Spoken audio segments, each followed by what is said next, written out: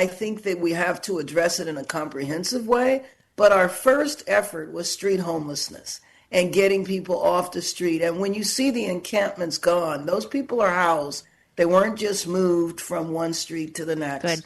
And they're housed in motels. But, LA needs to emulate New York. I agree. Because New York has 80,000 homeless people, 80,000 to our 46. Mm-hmm. And 97% of their unhoused population are housed in some temporary interim housing. And I'm not talking about big warehouses with cots. I'm not talking about that. I mean, we know how to do it better now. Right. The thing, I think you definitely deserve this when it comes to the homelessness issue, because it's been a big issue for a lot of folks in LA. And honestly, I think maybe some of the stuff that you learned when you were in Congress, where like you're talking about how, how to find solutions for some of the housing. I think, what is it? Is it Austin has been doing really good with homelessness? I think you guys, I saw some statistics said, what is it? The first decline in 6 years, nearly doubled the number of people that have been moved into permanent housing. You're finding the thing that kills me. So, we knew you were coming to the bar tonight. We were like, yeah, it's great.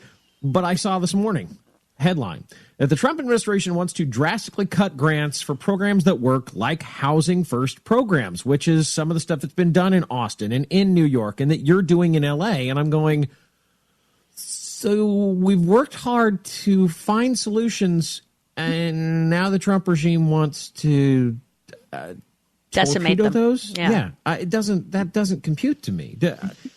Since you found solutions, do you have any idea of how you might deal with this, or if their actions might affect LA at all?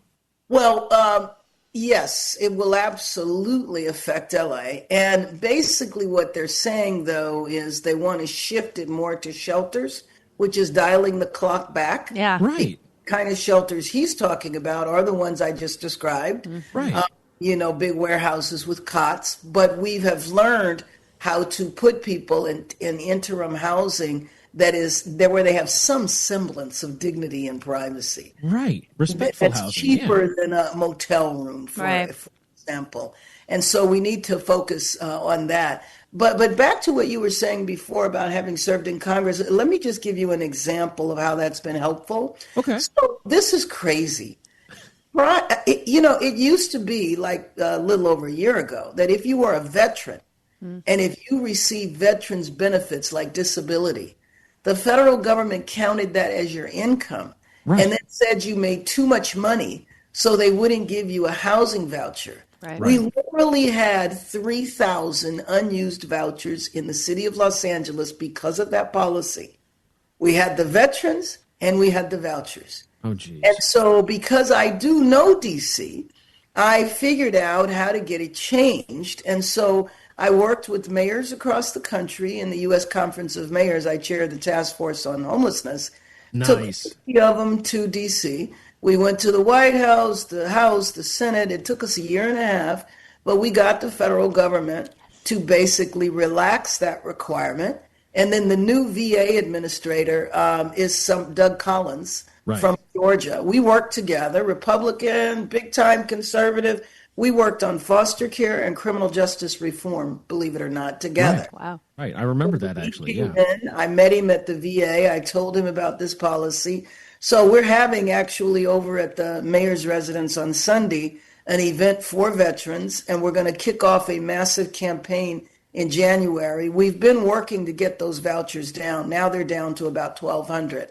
Nice. But all we need now are the landlords. So we're going after some of the big corporate apartment owners to say, do your patriotic duty and take in a veteran. Yeah. But I actually started working on this issue in the 90s before it really exploded. Right. So it's my community-based organizing plus my legislative work that allows me to see the pathway to some solutions that others might not. At the end of the day, it's always about relationships, right? Exactly. Especially in politics.